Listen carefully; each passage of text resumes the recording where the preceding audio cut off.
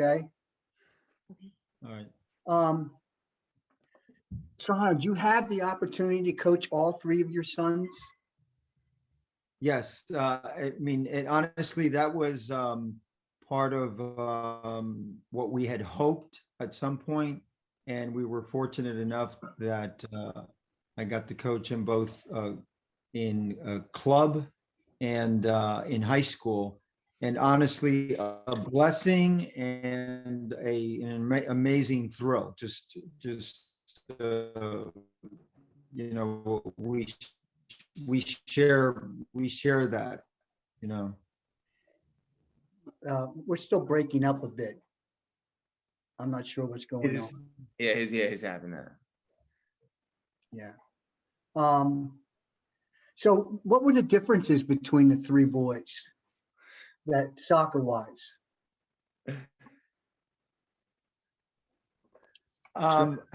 There were some differences, but if I had to characterize it, and Tammy has a little bit different view, but you know, Vicente was very shy, and but you know, very passionate about the game. Really, all three were. He was always also very reserved. Christopher was bold, but he was also quiet though, and so it was just interesting to watch him. And he loved to be the goal scorer. Vicente was the passer, and Adam was kind of a passer, but he I think his volleying out of the air is it's pretty cool. And Adam, he was shy also, and he was you know, a few years behind, so he was always just learning from them, watching them, and so that was kind of fun to watch. Okay, this is for any one of you three guys. Okay, were you all supportive of each other? Did you get along the whole time you were playing and living at home? Any issues? Yeah, sure. I can start there. Yeah, I think always supportive. You know, frankly, never really many issues at all. You know, we're always, one of the cool things was we got to travel quite a bit. You know, with with Christopher and I being semi close in age, we traveled quite a bit to the same tournaments, same places, because we got to go as the family, you know, quite a bit, you know, to some of these places. And Adam at the time was always kind of tagging along, you know, as a youngster, was always there, you know, supporting. And then when he got older as well too, we would make our best efforts to always be, you know, with him, alongside of him, watching him, and doing everything we possibly can to support him as well. Okay, maybe for you, Chris, did you guys all keep in contact even when you were separated by colleges and long distances? Yeah, absolutely. It was all the time. Obviously, Vicente was the first one to leave, which obviously, you know, is a, you know, crazy time, crazy experience, stuff like that. Because going on with the supporting thing, we also played soccer constantly in our basement, as our walls still have all the marks on them, I believe, from downstairs when I go to my parents' house. So we always had that competition with us, which was awesome. And yeah, when I got to see him go to college, it was awesome. Got to support him, even though, you know, he was at Wake Forest, which was kind of far away from us, about 8 hours away. Kept in contact as much as possible there. It was before we had all the streaming and stuff like that. You couldn't see just watch all the games online. You would it was like a internet like group chat thing where you could get updates of what just happened in the game. Sometimes you didn't get to see it live and stuff like that. So it was fun. And then the same thing. And then for me, I graduated already by the time Adam was in school. So I was actually able to go down to James Madison and watch a bunch of his games then. And I think that was like his senior year. And by that time also, if I wasn't there, they would have the you could stream it online as well. So it was really nice. So Tammy, this is for you. I mean, what was the house like when they were all younger? Was it just constant playing all the time? It was constant playing all the time. They would come down to, in our basement, we'd set up 2 small goals, and the kids would play, and they would bring their friends over and they would play. They would play outside as well in our backyard. It was constantly busy, but they were active in soccer and other sports too. They just liked to be physically active. Okay, speaking of other sports, Adam, Chris, or Vicente, what other sport did you play while you were in high school? So all of us played basketball in high school, and I know Christopher and Vicente both played baseball, at least a little bit growing up. I never actually did that. I think kind of going back to the previous question about supporting each other and stuff like that, I didn't really have time to play any other sports because by the time that they were already in high school, I didn't even probably really have an option. Not saying that I would have anyway, because I don't think I would have really been interested in playing baseball or anything like that.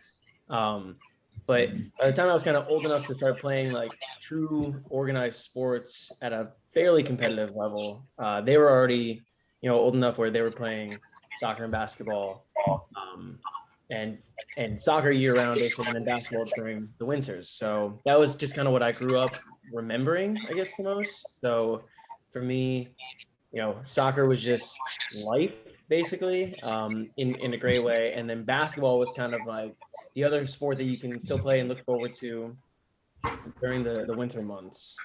Okay. Yeah. Yeah, basketball was a great release. Actually, it was a sport that we all enjoyed, and I loved it actually. Just there were certain things you could take from basketball that could be easily applied, to soccer. I equate you ever hear Steve Nash talk about this quite a bit when it talks about the playing point guard and loving soccer and the angles behind it and things like that. There's just some unique things, and I love that. I mean, I love the passing aspects of basketball and just the unique ways to manipulate the game with certain movements of the ball and things like that. All of it applies to soccer, and we take the same things. It was great, to play, but soccer was the first love. There's no question about that. We all know that. Yes. Okay. I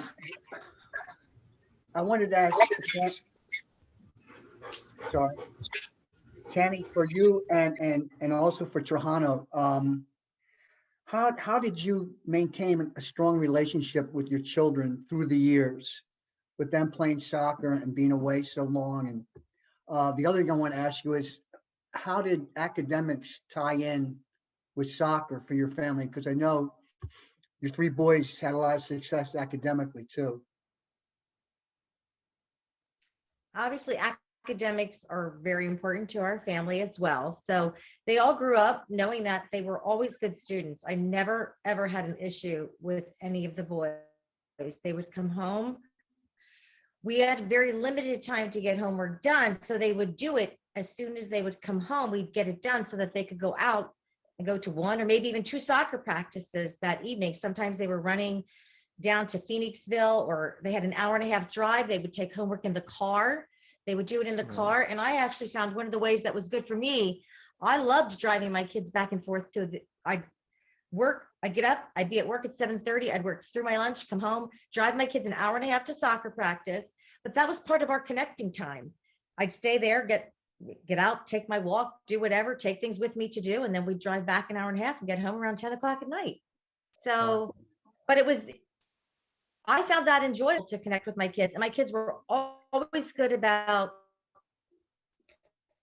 calling me when they were away at school.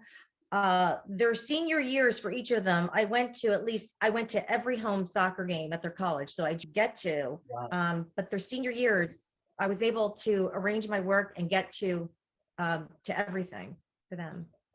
I can't think of any other family who actually had three family members, children, get full rides to Division I schools. Was that even thought about as they were playing when they were young? You dream about it, and then you kind of hope that you have all the things in place that will make it give them the opportunity to do that. And so I think we were always very, very encouraging. I think I had said this to you, Mike, with all of them, Some people sometimes look at us and going, no, that can't be true. But we would literally say it could be just a normal soccer game or a very important championship game. And we would say to them, we love you, have fun. And it's very difficult for parents to actually believe that, and our sons, they knew we meant that. And because it was always just encouraging. And the other thing is we just led by example with all of the time we put in there. And, they never complained. We never complained. It really was for us an amazing roller coaster ride, the best roller coaster ride I've ever been in all the years that that they played soccer. It was wonderful. Okay, this is for the three boys. Your father's so positive all the time. Okay. I wasn't so positive with my kids. The rides home sometimes are really awkward. Did you have any coaches that were a lot different than your dad? How'd you react? I'll jump in. Almost every coach is different, I would say, than him. And you try to learn. And I love the way he acts and the way he represents himself on the sidelines. Because getting back to what he was saying before too, I feel like when I meet people, they're like, "Oh, three sons, and they all got like Division I soccer scholarships." Like he must have been like a nut or something like that, and like demanding with what you're doing at home and stuff like that. And it was nothing. It was absolutely the opposite. Just encouraging us constantly, and we all wanted that, and he let us achieve it. So he would wait for us to ask, like, "Hey, what could I have done in this game to improve, or what do I need here if I want to make this next team," and stuff like that. And it was great, and we all knew that he had a bunch of knowledge, and then he would give it, but it was always encouraging. And I would say mostly for the coaches I played for through ODP and through Delco and stuff, no one was the complete opposite, like that, screaming on the sidelines or do anything along those lines. But I definitely knew that wouldn't mesh my personality also for going to like picking a college, and that definitely came into play. We wanted somebody who would mesh with how you kind of like to be coached. So the same for you other guys? Yeah, I mean, he's certainly the most positive coach that I had personally ever had. There's no question about it.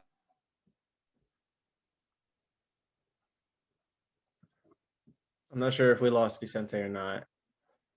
Yeah, we did.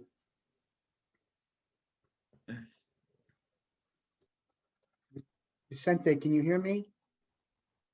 Coached by parents or by people that are incredibly intense, and they yell all the time, and they provide wrong direction sometimes, and sometimes they don't mean anything by it. They don't mean to teach the wrong way, but it's amazing now having kids now. It's amazing to kind of recognize that too. I've got two young daughters that are 8 and 6, and they've just kind of started this journey of enjoying and playing soccer. So I've taken the approach as well, where I'm trying to be as encouraging and loving and caring, as patient as possible with them. If they want to show interest in this, which they have so far, then we'll continue to help them and guide them and put them in the right direction with this. And I think that positivity has definitely kind of had an influence on me with the way I'm kind of handling my girls and their journey with soccer so far. It's great. Yep. Yeah, I'll add to it also really quickly. So, like for me, obviously, because I was a few years younger than both of them. I think our dad and our mom, they both were always very encouraging and fostering of a positive environment with it. And so it was a trickle down effect through all three of us, I feel, because that led by example for Vicente first, obviously, and then Christopher followed, and then that was all I knew. So it was always just a very positive environment, always encouraging, and always super supportive. And really always trying to push us to obviously do our best and be our best. So like never sell ourselves short in that respect. But definitely always just kind of, hey, like our dad said, have fun. We love you. You know, we're proud of you. And it was always that kind of stuff. That's a great message. Yeah. So Tammy, I wanted to ask you, was the Catasauqua Soccer Club, is that what you guys all started out playing? Okay. They started when they were very little, and it was called Triborough. Okay. And then I don't know if Trajano's ever told you, but he actually was the one who started Catasauqua Youth Soccer Club. So then they all played for that when they were younger, and that was very enjoyable. But like when they first started, it was a rough road. We had kids that had never played soccer playing on a travel team because it was the only team that they had at that age group, and they still managed to have a great time and have fun. So yeah. I understand you were pretty active within the club too, not just being a soccer mom for the 3 boys, but active in the club. I enjoy helping a lot. Like when they were in high school, I was the president of their booster club for many years between the 3 of them. And we did a lot of activities. We kept the kids. We tried to do fun things. They did mini camps. We did spaghetti dinners. We did fundraisers. And that was so the kids here, a lot of our kids don't have a lot of money here, and they were able to save money, and the whole team then could go to camps together. It's great. Let me ask you guys, what ages were you when you decided to play for SC Delco? It was 16 when I had first joined. I'm sure my mom and dad remember, because when I first started being introduced to ODP, I was 14 when I started going down all the practices. And as soon as I met some of the guys, they were asking me for about 2 or 3 straight years to join the team. And really what it came down to was, it was just the time, and the energy to kind of get down there. We're already going down there for so much to Philly for ODP. And then when I turned 16, my parents gave me the opportunity to say, hey, look, if you want to commit, you want to do it, great. You get your driver's license and you can go ahead and commit to doing it. So as soon as I got the license, I committed to doing it. So for me, it was when I turned 16, was able to drive and get myself down there on a consistent basis. Yeah, it turned out to be a great decision. How about you? It really was. Yeah, it was great. Yeah, for me, I was younger. I joined when Delco at that time they started a team at U15s. I joined that year. That was not my plan. I thought I would wait until I got older to join, but there was an opportunity to go kind of right away, and it was great. And Mr. Gorney, Mike Gorney was my coach, so. My father, he actually joined the staff then of Delco, which made it easy for us then for me to get to things and be able to make all the practices and stuff like that. So I was able to get there. Yeah, when we were 15, it was super busy, but it was some of the best times of our life because it was so cool soccer wise, and then meeting all these other great people that I'm literally still friends with today. So it was awesome. It's great. So for me, I actually never ended up playing for FC Delco. So I tried out for Delco when I was, I think, maybe 15 or 16, somewhere in there. And I remember this vividly also. I think it was only one day of like they asked me to come in and just kind of play with the team for a day. And I remember I did not play very well that day, and I was very upset with myself when I got back in the car with my mom, I believe, on that day, and it was just something that ended up not working out for me. It actually led me down a different path that I'm happy with how it worked out, because I had a couple teammates from ODP that just our age group in particular. There were a bunch of guys from ODP. I think there were maybe 6 or 7 guys on our ODP team that played on a club called Vereinigung Erzgebirge for VE. Right. And they asked me to come guest play with them in a tournament down in Florida. And Vicente actually was living there in Florida at the time. And so it was pretty cool. I went down I played well that time. And then they asked me to join the team with them. And that was cool just because Vicente and I hadn't seen each other in a bit, and he was able to come watch the tournament. So that's just a little side note. But so that was just kind of my path was a little different with club. But I absolutely loved it. And I thought our team ended up being, we were good, we were competitive and successful as well. The Delco team in our age group was no different than Delco and all the other age groups. So they were also very, very good. So yeah, I don't want to sell himself short for not playing for Delco. That team that they had for VE was probably the best team in the state actually for that year. They had some great success in particular Adam and Sean. I heard his last name, Adam. They were Peckham.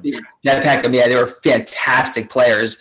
And what's funny is that the two of them ended up playing. They were the two starting midfielders for their club team and the two starting center midfielders for their regional team. Not even the state team, but the regional team itself. So it tells you how good some of those players were for VE that year as well. How about ODP for you three? How important was it playing back then? It's a little different now. I don't think we get the caliber of players that we used to get when you guys were playing. But what kind of experience was it for you? Yeah, I'll start it because we all have our own stories, but it was the biggest catalyst of my career for sure. It gave me so many opportunities from a young age to start playing and traveling, at a very, very high level. Growing up in a small town, it was wonderful to play with friends and get, the youth soccer league kicked off and started. But, you from a soccer perspective, you kind of outgrow that a little bit. You want to kind of compete. You want to kind of take your game to a whole different level. And ODP was the catalyst at the time for me having opportunities to travel around the country, around the world, and opened up doors for just different opportunities of tournaments and playing, and got to play with and against some of the players that played, professionally for the national team and all sorts of stuff. And obviously in the end it's what led me to Wake Forest. It's what, provided the opportunity to go to Wake. It's great. Yep. Yeah, I'll talk about just my experience. I absolutely loved it. Thought it was great. I loved all the coaches that I had as well throughout the entire time. But I will say, growing up, I saw my brother go through the whole program, and I did see what it did for his career. You're making your regional teams, you're making national pools, and now your name's on these lists of top recruits in the nation, and you're doing all these things, and you're like, yes, that's what I want to do. That's what it's what I think I can be. So going in, it is a little nerve-wracking because you back then you kept trying out. It was making the state team, then can you make the regional team, and then from there can you get on the national team, and we all had the dreams of doing it. I think after the first 2 years where you made it, we made the state team, we made the regional team, and then you're like you calm down a bit, and you're like, all right, I feel like I can play with all these guys now, and it's propelled. Now your name is in there, and then you're playing. My state team ended up being very good too. Very excited. We actually won a national title when we were in the U17. So loved all of those guys that we played with as well. Obviously, then when you're doing things like that, it's pretty awesome. The college coaches come and watch you. So it was great. So we got to do all that, and so yeah, super helpful in the whole recruiting process. Yeah. Yeah, I mean, for me, when I was younger, I remember being pretty terrified of trying out for ODP just because it's kind of like, oh my gosh, like both my brothers went all the way through, and like, what if I don't make it kind of thing. But I actually, what Christopher just said was a really good way of phrasing it. Like, you're in it for maybe 2 years roughly, and then you kind of settle in and like you see where you're at. Because I remember, like for myself personally, I was never like a super fast player, and I felt like that was something that I lacked when I was younger. So when I was like 12, 13, like my first couple of years of ODP, like you see some of these kids, you're like they're so fast kind of thing. And I'm like, how am I ever going to keep up? But it trained me to be a player that thought really quickly. And we had really good coaches to foster that. And so that was something that I loved about it. They caught on to what each player was good at, and they could really help you develop as an individual player. But then also use all of our individual skills to make some great teams. So it was always fun because Eastern Pennsylvania has, I mean, notoriously been a great program across the whole country. So to be a part of EPA growing up, especially during that time, that was an awesome experience. Yeah, I'm glad you all had a good experience with that. So let's just talk a little bit about college, and I'll start off with you, Adam, okay? You were valedictorian at Catasauqua. You go on to James Madison, and you became the male scholar athlete 3 years in a row. So my question to you is, if we're talking to ODP players going into college, how did you balance Division I soccer and a typical day during the fall season with academics and training and games? Sure. So it kind of just relates back to time management when we were younger. I mean, you know, it was kind of all I knew. So it was, hey, I got to get up, I got to get to class, and then I got to go to practice. And sometimes I have class again after practice. And then you go get all your work done. And then, you know, like you always have like the games to look forward to and stuff, which never changed from when I was younger. You know, there's nothing like playing it in a game, but then to get to do it on the Division I level was something that, I mean, I'll never forget. I mean, it's hard to put into words sometimes because it was like I said, it was all any of us knew. So like I didn't know any different, I guess. I was always a person that I had to get my schoolwork done. I was very meticulous about it, and I wouldn't really allow myself to not do my homework. And I think I kind of looked at it from a competitive standpoint as well. You know, like with the valedictorian accomplishment there, it was something that when I realized that it was maybe attainable or achievable, I should say, I didn't want to lose. So I wanted to finish in first, basically. And that mindset, I think, just kind of translated from the classroom onto the field. And it's just the general competitive nature that I think we all have, but was also instilled in us. That just adds another fun element to college, I think. You know, it's nice to be successful on the field, but it's also nice to be successful off of the field as well. So I think it was just that kind of intrinsic motivation. Yeah, that's. I find it amazing though that all three of you are so driven and your personality seems so much alike. There had to be pressure when you're going to school though, parties and things like that. I know all your teammates weren't going studying all the time. They might have picked up some bad habits. How did you avoid all that?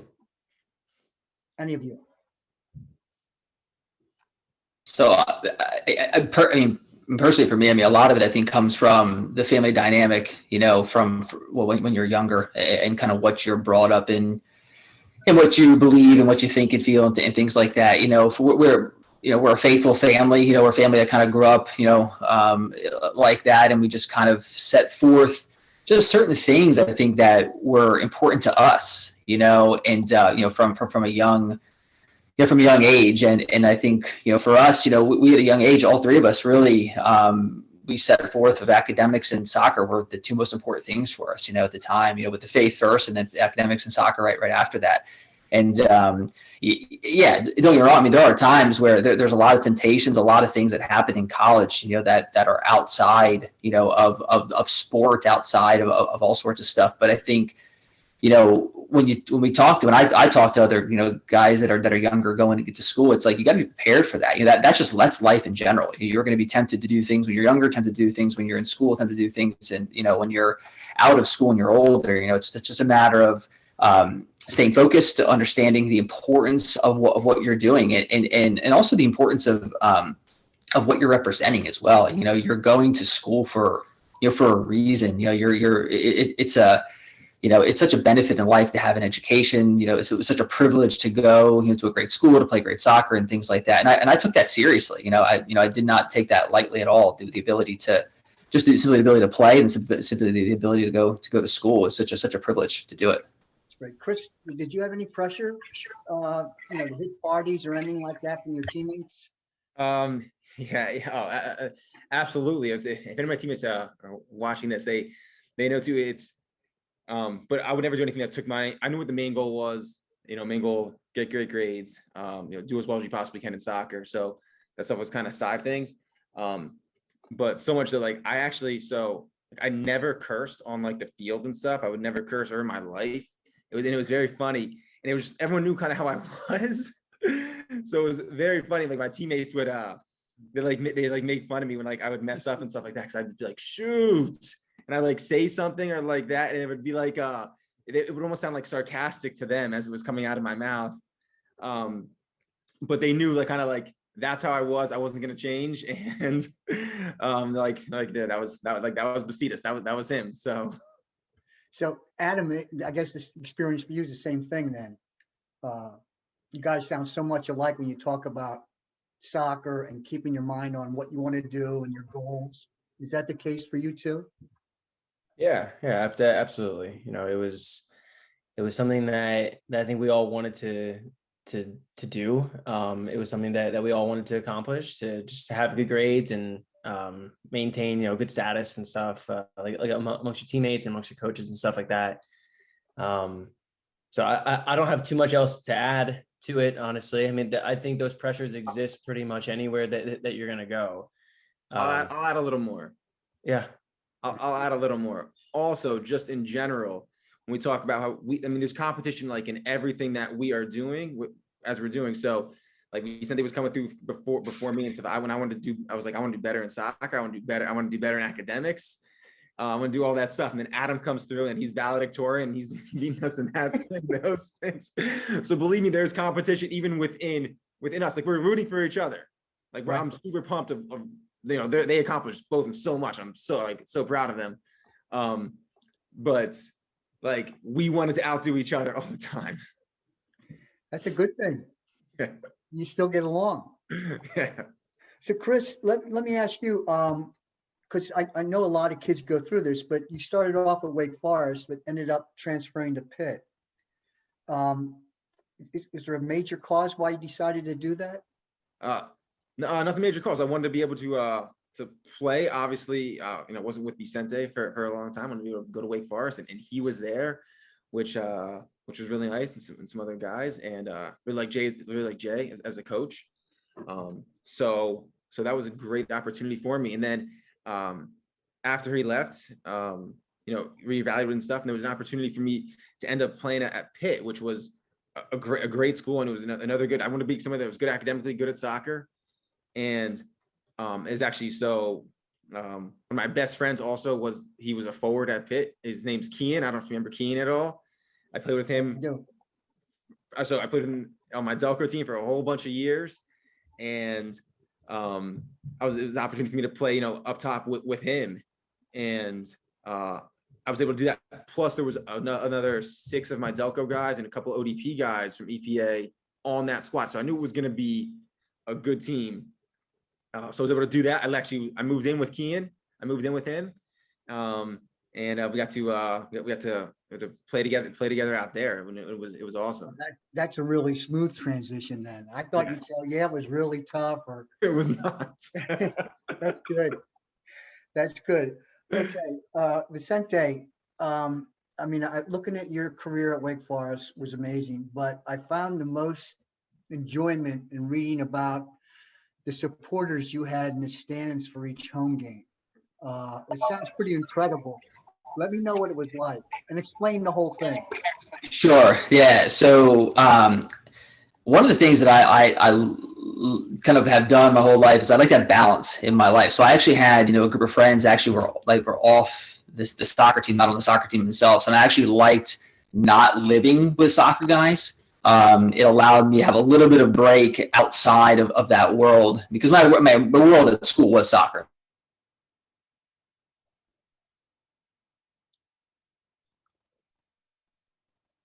Did you got, Oh, we lost them. yeah, that was a. Vicente, man. can you hear me? You know, and what was so, I think, fascinating about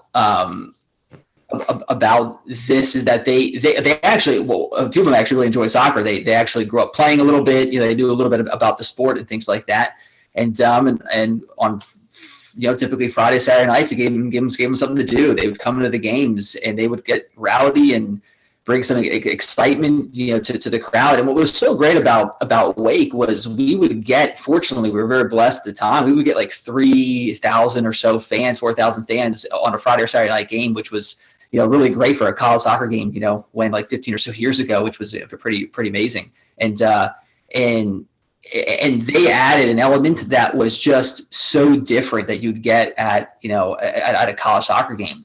And they brought that. It was so great. They were so well known. They'd come in. People would wait for them to attend. They'd wait for them to get there. They'd come in with a vengeance. They would, you know, they would yell and scream the entire game. They'd bang some drums. They would wave the Ecuadorian flag. I mean, they were just there to heckle the other team. And it was absolutely, it was funny and hysterical. But really, in the end, it was wonderful. It brought a great atmosphere, you know, to what a college soccer game was like in Winston-Salem, North Carolina. It was just a great experience. I loved it. You know, the team ended up loving it. The coaches ended up loving it. It would end up being a thing that they did for about 2 or 3 years, actually. And it was a thing that people look forward to. It was a great story as I was reading it. I just tried to imagine what it was like for you. Yeah. You're that special player letting out on the field. That's right. Well, this is directed to Tammy and Trajano. What message would you give parents who have young children starting to play the game? They're getting better. They may have some success down the road. How did you keep them all on track and in your approach to your son, raising your 3 sons? Okay. Well, like we said, I'm pretty organized. So for me, I try to do everything in advance and have things ready to go so that their academics, we would know what was expected, what was coming up for homework. For their soccer, we would know where they were going to be, what days, and we'd have everything kind of planned out for them. I mean, obviously there's spontaneous things happen. It rains and it's switched and you have to be okay with that. But I think that just encouraging them, for me, that was like my main role, just to tell them that, you know, I'm proud of them, win or lose, I'm always proud of them. It's great. Now, Yeah, go ahead, John. the sacrifices, sorry. Go ahead. Yeah, the sacrifices that Tammy made, because she allowed me to put in long hours with our club, CYSA. I also, Vicente probably remembers this.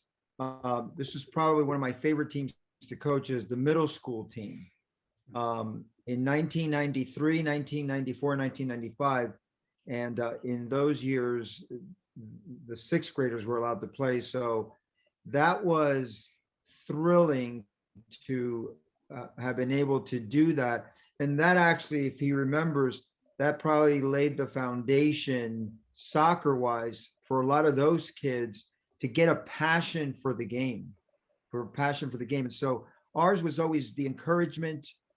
You know, we knew that we needed to be involved, and Tammy allowed me. I mean, she also put in incredible help and so forth, but she allowed me to do the soccer. And really the hope was that if we have this foundation with CYSA, with the middle school, and then eventually hopefully have a chance to coach in high school, because I think I said this to you before, and I would love to see this everywhere.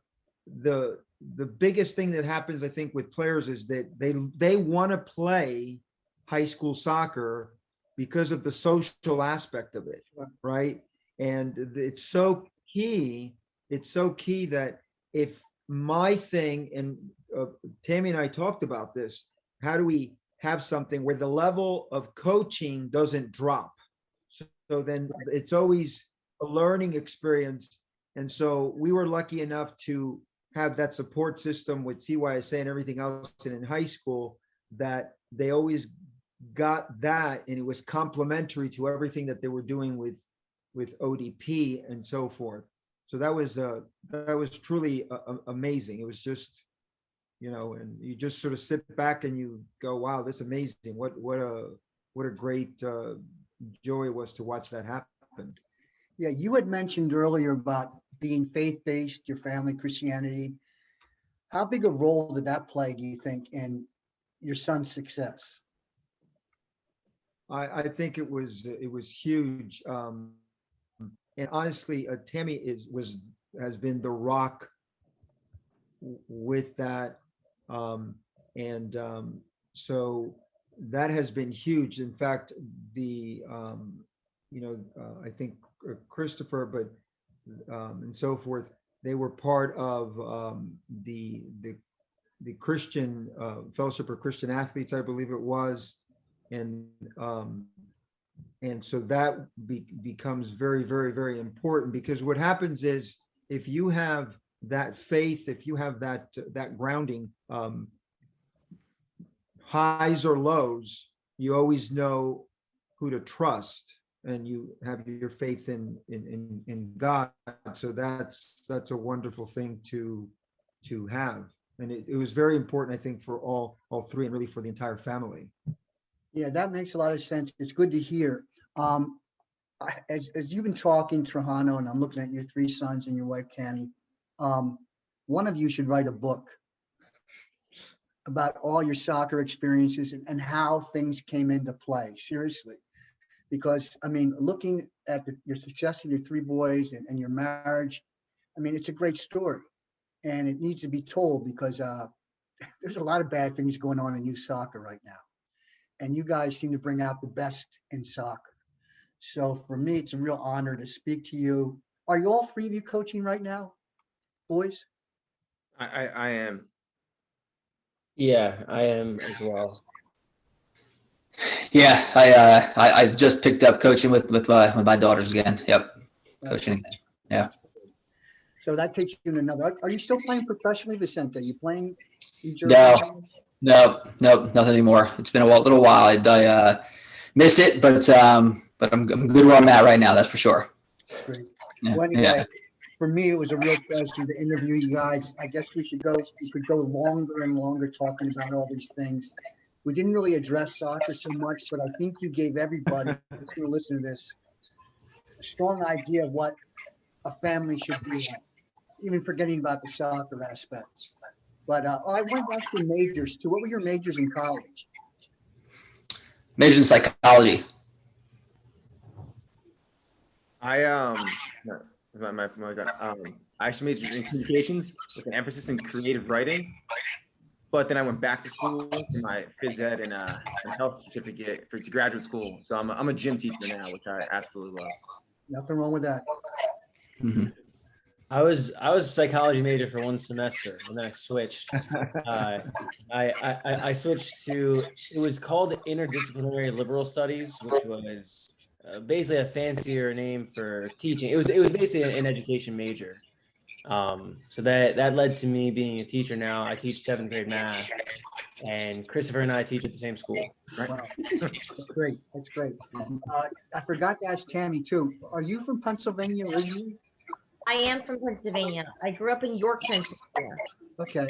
And then we both went to school in Philadelphia and met in college. Yeah. Okay, this is the last question for the three of you. How many times have I heard your father talk about his travel and moving experiences from Ecuador to all the places he lived in the United States? Quite a bit, but I will tell you, the part of the family dynamic, was just some of these backstories. It laid a nice groundwork, an understanding of, a variety of things, what it's like to kind of grow up in a different country, what it's like to grow up, moving around, what it's like to grow up with a little bit of instability, in your life. And I think, some of those things that he had gone through, And then meeting my mom, you know, they were able to provide, you know, what you're looking at right now, this family. So a lot of those experiences that that you've gone through led to this. I love hearing them. You know, we actually share them with our girls now as well. You know, but we hear them quite a bit. They're great stories. They are. They really are. Yeah. Yeah. Anything from you guys about? I would say yes. Yeah, it's very- it's very- We even, What's that? go ahead. No, I was gonna say, we even used to tell, instead of bedtime stories, we would tell greatest goals. Greatest goal Right. story. Greatest goal stories, and they Yep. couldn't wait to hear the greatest goals, you know. That's So that was, awesome. yeah, that was Yes. mindset. I said it was very good. It kept us grounded too. If we wanted like a new pair of cleats and stuff, my dad would be like, "You should have seen my first pair of cleats. It was just nails. It was just nails on my foot or something." I forget exactly how it went. My Yeah. favorite story your dad was telling was a story about the shopping cart. That he never saw shopping his father. Right. Saw this food in the shopping cart. I mean, they're great stories. That's what I'm saying. There has to be a book or a movie in your story. Okay. The only thing I'm happy about is now it's going to be on YouTube so people can take a look at you. Even though sometimes our voices were distorted a bit, I think the message came out. And honest to God, this is probably one of the best families I've ever met. Thank you. Appreciate it. Yeah. Enjoy your future, and you're what's good for soccer. So keep Thank it you. up, especially Trajano and Tammy. That's just great. Yeah, Mike, I'm going to give just a quick shout out to our parents. I think Christopher and I would echo this. Is they sacrificed so much for us and our success and our upbringing, everything like that. You know, my mom was saying, you know, all the stuff that she did on a daily basis. You know, that was a day, but that was every single day she would do that for us. You know, typically was, you know, me on Monday, Wednesday, and someone else Tuesday, Thursday, and then the weekends were filled with us traveling everywhere, you know, and they sacrificed everything they possibly could to allow us to bring us happiness and success and things like that. So, I mean, they deserve so much of the credit, you know, for our success. Well, all that hard work and time you put in, Tammy, certainly paid off because you got 3 great sons. And I just hope everything continues to be happy for all of you and just keep up the good work. And thanks for being on. Thank you. Thank you. Thank you so much. Really appreciate it.